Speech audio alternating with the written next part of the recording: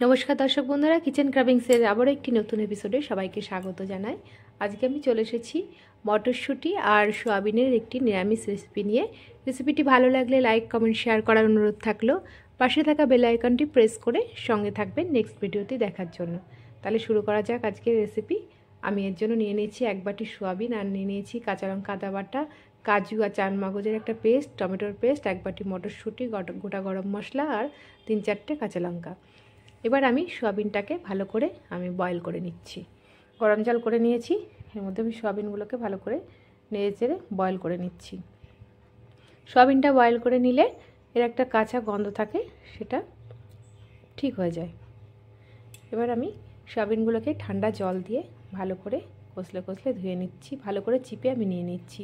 সোয়াবিনগুলোর মধ্যে জল থাকলে এটার স্বাদটা অন্যরকম লাগে, একটু পানসে পানসে লাগে, তার জন্য ভালো করে জলটাকে চিপে নিতে হবে। সোয়াবিনগুলো আমি চিপে নিয়েছি। এবার একটা বোলের মধ্যে সোয়াবিনগুলোকে নিয়ে নিয়েছি, আর 2 চা চামচ আমি দিয়ে দিচ্ছি বেসন, আর দিয়ে দেবো একটু স্বাদ মতন লবণ, আর দিচ্ছি কাঁচা লঙ্কা আদা বাটা পেস্ট একটু, আর দিয়ে দিচ্ছি একটু লঙ্কার গুঁড়ো। এবার সামান্য জল দিয়ে আমি এটাকে ভালো করে ম্যারিনেট করে নিচ্ছি। হালকা করে ম্যারিনেট করে আমি আধ ঘন্টা রেখে দেবো। তারপর একটা ফ্রাই প্যান বসিয়ে দিয়েছি, তেল দিয়ে দিলাম। তেলটাকে আমি গরম করে নিচ্ছি, আর তারপরে আমি সোয়াবিনগুলোকে হালকা লাল করে ফ্রাই করে নেব।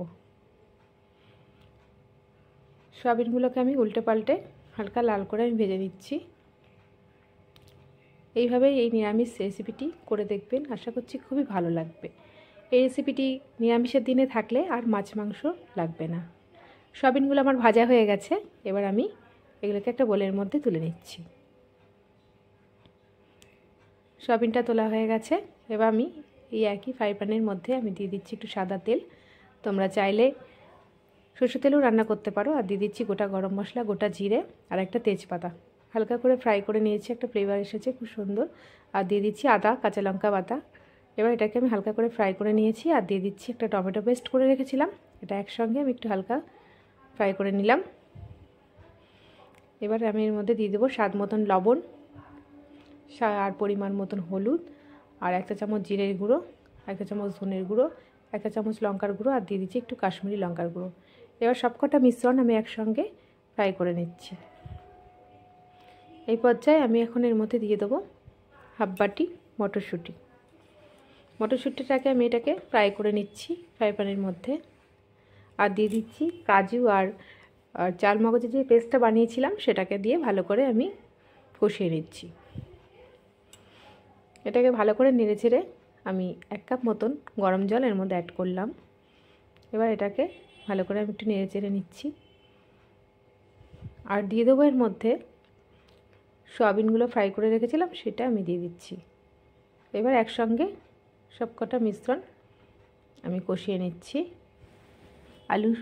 আলুটা আপনারা চাইলে দিতে পারেন, আমি এটা স্কিপ করেছি। এবার আমি ভালো করে কষিয়ে নিচ্ছি, আর 3-4টে কাঁচা লঙ্কা আমি দিয়ে দিলাম এর উপর থেকে।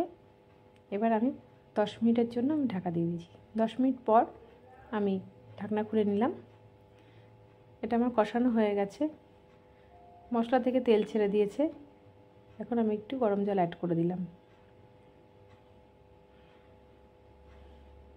এখন এটাকে ভালো করে নেড়ে চেড়ে আমি আরও 4-5 মিনিটের জন্য ঢাকা দিয়ে দিচ্ছি। 4-5 মিনিট পর ঢাকনা খুলে নিলাম। আমার রেসিপিটি কমপ্লিট। এখন আমি ওপর থেকে 1 চা চামচ মিষ্টি দিয়ে দিচ্ছি, আর দিয়ে দিচ্ছি কাসুরি মেথি ড্রাই রোস্ট করা, আর দিয়ে দিচ্ছি 1 চামচ ঘি আর গরম মশলা।